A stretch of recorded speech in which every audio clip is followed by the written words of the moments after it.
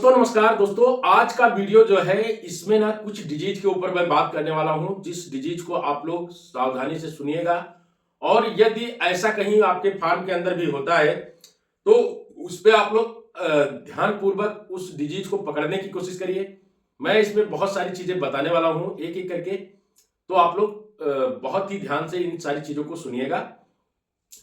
सबसे पहले दोस्तों, जब आप चूजा लेते हो ना, यानी चाहे आपका कॉन्ट्रैक्ट फार्मिंग हो चाहे वो अपना सेल्फ फार्मिंग हो, जब आप चूजा लेते हो तो अगर आप अच्छे खासे चूजे के बारे में जानकार हो कि चूजा कैसा होना चाहिए, चूजे में क्या क्या क्या दिक्कतें आती हैं, स्ट्रेस को कैसे दूर करना है, तो ये सबसे जरूरी है दोस्तों जानना।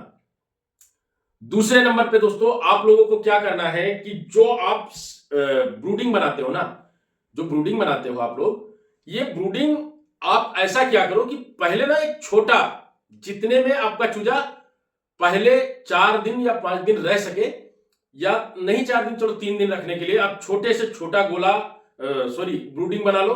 और उसके आगे पर्दा तो रखो ही कि आप पहले मान लीजिए यहां गेट है तो एंट्री किया, फिर आए एक में जहां पे कुछ नहीं है, चूजा नहीं है, इसके बाद फिर घुसोगे तब जाके आप बच्चों के पास पहुंच पाओगे। इस प्रकार से आप रखिए सिस्टम। पहले आए, फार्म है, फार्म के अंदर आए, फिर एक इसमें घुसे जहां पर आपके चूजे नहीं है। तो ऐसे करने से क्या होता है कि जब बाहर से आए तो हवा अंदर आती है, हवा अंदर आई, अब ये हवा और इधर ब्रूडिंग साइड की हवा इसको गर्म रखती है, इस वाले कमरे को भी गर्म रखती है। इसके बाद यहां से निकले जब ब्रूडिंग में गए तो उसमें क्या होता है, डायरेक्ट बर्ड को ठंडी हवा नहीं मिलती है और टेम्परेचर भी मेंटेन हो जाता है। अच्छा, एक चीज और भी मैंने देखा है दोस्तों, आपका सीलिंग जो बनाते हो ना, सीलिंग जितना डाउन होता है, मैंने एक चीज देखा है, जितना डाउन होगा उतना ही कम इंतजाम में भी आपका टेम्परेचर बन जाता है। बट उसमें एक प्रॉब्लम ये होती है कि चलने में दिक्कत होती है, बार बार आने जाने में आपके सर में लगेगा, हमेशा आप बाल को सीधा करते रहोगे, तो ये एक दिक्कत होती है। लेकिन कहीं ना कहीं अगर जिस फार्मर के पास थोड़ी सी दिक्कत हो कि भाई हम ये नहीं कर सकते, इतना ज्यादा हीट के लिए व्यवस्था नहीं कर सकते, वो लोग ये जरूर कर लें कि सीलिंग को नीचा रखें। और साथ ही साथ में जब नीचा रखोगे ना तो आसान हो जाता है दोस्तों। जैसे आपने अंगीठी लगा दिया 2-3 जगह और बल्ब लगा दिए, हाइड्रोजन्स लगा दिए, या हीटर लगा दिया, या गैस ब्रूडर लगा दिया, तो बना लेता है टेम्परेचर। ये 3 दिन 4 दिन करना है। क्यों? क्योंकि दोस्तों शुरुआत में टेम्परेचर बहुत ज्यादा जरूरी है।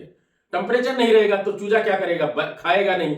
अब देखिए, ऐसे में चूजा स्ट्रेस से आता है, स्ट्रेस से आया, आपने क्या किया कि उसको एक ऐसे जगह छोड़ दिया जहां पर चूजे को ना बिल्कुल वो टेम्परेचर नहीं है, और आपकी पहुंचा, आपने उसको ठंडा ठंडा पानी उठा के दे दिया तुरंत, तो चूजा और स्ट्रेस में चला जाता है। तभी लोग कहते हैं कि भाई मेरा तो चूजा मर गया, ऐसा हो गया वैसा हो गया। मैं बता रहा हूं, आप चूजा आने के पहले ही आप क्या करिए कि बहुत अच्छा टेम्परेचर मेंटेन कर लीजिए। पानी को ना चूजा आने के 1 से 1.5 घंटे पहले ही ड्रिंकर में भर करके और ब्रूडिंग रूम में रख दीजिए, ताकि वो पानी जो है टेम्परेचर को मेंटेन कर ले और पानी गर्म हो जाए। ठीक है, उस टेम्परेचर जितना टेम्परेचर अंदर का रहे उसके हिसाब से पानी का टेम्परेचर हो जाएगा, तो चूजे को वो पानी पीने में आसानी होगी और अच्छे से पिएगा भी, दौड़ेगा भी। लेकिन जब आप तुरंत जैसे चूजा पहुंचा, पहले चूजा डाले, इसके बाद पानी लेके आके रखे, तो क्या होता है कि चूजा एकदम सडनली वो ठंडा पानी पा करके ना, फिर वो उसका मन कुछ नहीं करता है, वो सीधा जाके बैठ जाता है। दूसरे नंबर पे दोस्तों, सबसे पहली चीज ये तो हो गया स्ट्रेस को कैसे कम किया जाए, तो टेम्परेचर और पानी की व्यवस्था, पेपर की व्यवस्था, ये सारा चीज। अच्छा, एक भाई ने मुझे शायद कमेंट किया था कि मैं पिछले 7 सालों से फार्मिंग कर रहा हूं, कभी मैंने भूसी के ऊपर पेपर नहीं डाला। भाई ठीक है, आपने नहीं डाला, लेकिन जो डाल रहा है उसको डालने दो, क्योंकि इसकी समस्या होती है। आप शायद अभी नहीं जानते हैं, लेकिन इससे एक दिक्कत होती है। आगे क्या होता है दोस्तों कि जब आपका मुर्गा हो जाता है 4 से 5 दिन का, पेपर हटाने के बाद में आप क्या करते हो कि जब भूसी हमेशा ब्रूडिंग रूम में 3 इंच से कम भूसी नहीं डालना चाहिए, ठंडी के मौसम में खासकर। क्यों? क्योंकि लीटर पे ये जो ड्रिंकर रखते हो ये पानी गिरता है, और आपने पेपर निकाला तो उसी के साथ तो भूसी निकल गई, और पानी जो गिरता है जहाँ पे ना, वहाँ की भूसी एकदम खराब हो जाती है, अगर वो जमीन पकड़ लेती है। फिर उसी गीले जमीन पे चिक्स जाके बैठता है और फिर वहीं से शुरू होता है उसका काल, और फिर धीरे-धीरे चिक्स जो है और डाउन, ग्रो के बजाय और डाउन करना शुरू कर देता है। शुरुआत में मुर्गे में 2-3 दिक्कतें देखने को मिलती हैं ज़्यादातर। तो उसमें ना एक दिक्कत होती है, जो बटर चिक्स आ जाते हैं कहीं-कहीं, तो फार्मर भाई हमारे क्या समझते हैं कि जो बटर चिक्स का मतलब होता है दोस्तों, जिसके पीछे ना बिल्कुल बाल नहीं होता है। इसके लिए मैंने डिटेल में वीडियो डाल रखी है, आप लोग चैनल पे जाके देख सकते हो। ये अर्ली चिक्स मोर्टेलिटी के वीडियो में है, ये वीडियो पड़ा हुआ है। वहां पे मैंने इसको बताया कि ये क्यों होता है और इसके होने से मोर्टेलिटी कब होती है, वो सारी चीज मैंने बता रखी है, तो उसको आप लोग देख सकते हो। दूसरी बात, उससे घबराना नहीं है, उसका थोड़ा सा ट्रीटमेंट होता है, वो कर देना है, ठीक है, वो वीडियो में देख लीजिएगा। आगे फिर क्या होता है दोस्तों कि जैसे ही आपका तीसरा दिन पूरा होता है, तो 3 दिन तक तो कंटिन्यू आपको अल्कायु दे देना है और इजिप्रूट दे देना है। अल्कायु और इजिप्रूट ये दो ऐसी चीजें हैं दोस्तों, जो इजिप्रूट होता है ना, इससे बर्ड का पूरी तरीके से स्ट्रेस वगैरह सब खत्म हो जाता है।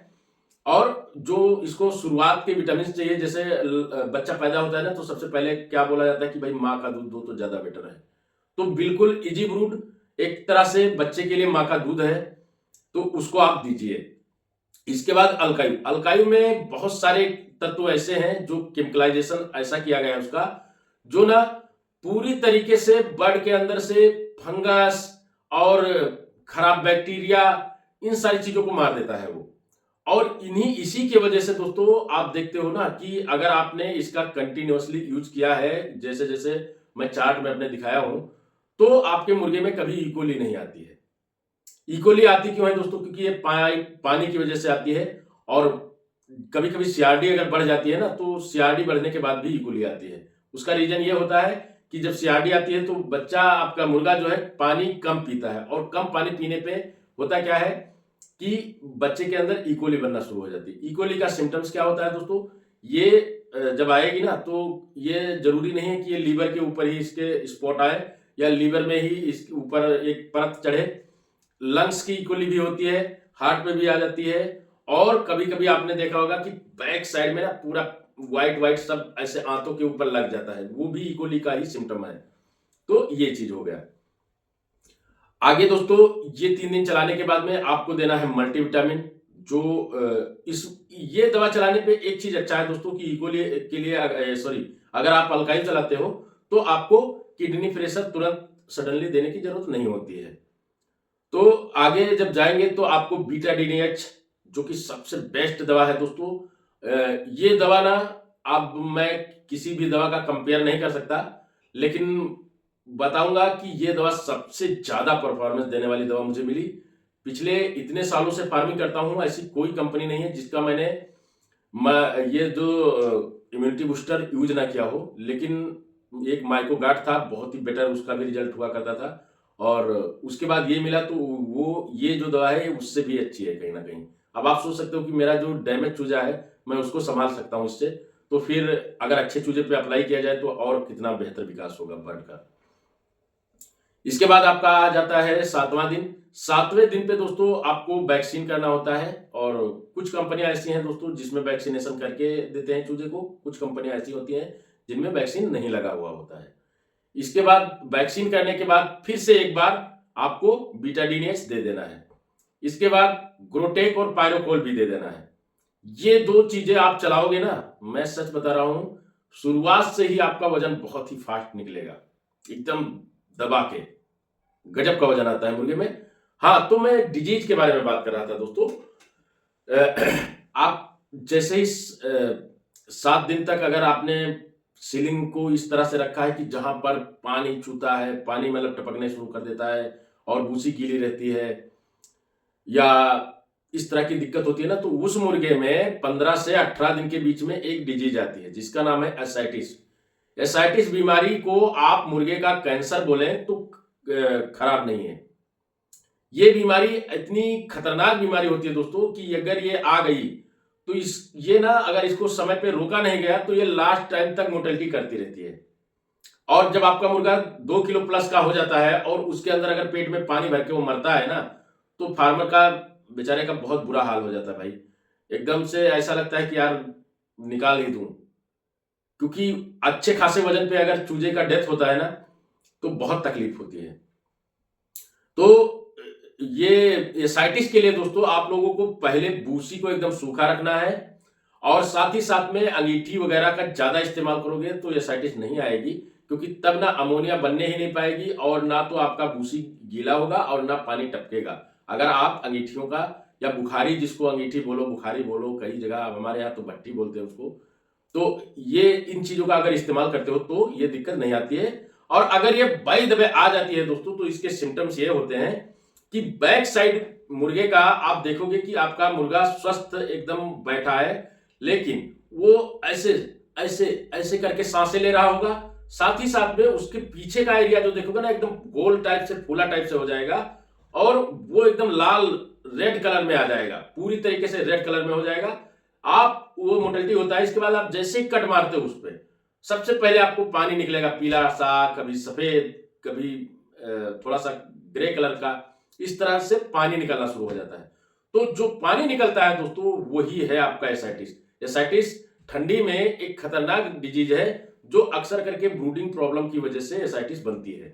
तो एसाइटिस से बचाने के लिए अपने मुर्गे को दोस्तों अपने पास एक बहुत ही अच्छी दवा है जिसका नाम है एसीटॉक्स क्यूटन और सेली बूस्ट। एसीटॉक्स क्यूटन या कोई भी एसाइटिस की दवा ले लीजिए। उसका काम क्या होता है कि शरीर के अंदर जो पानी एक्स्ट्रा बन रहा है उसको रोके और साथ ही साथ में शरीर का खराब पानी के साथ अच्छा पानी भी निकल जाता है। तो उस टाइम पे जब ये दवा देते हो, मान लीजिए सुबह में ये दवा दिया तो रात में आपको एक ऐसी दवा देनी है जो इसकी पूर्ति कर सके।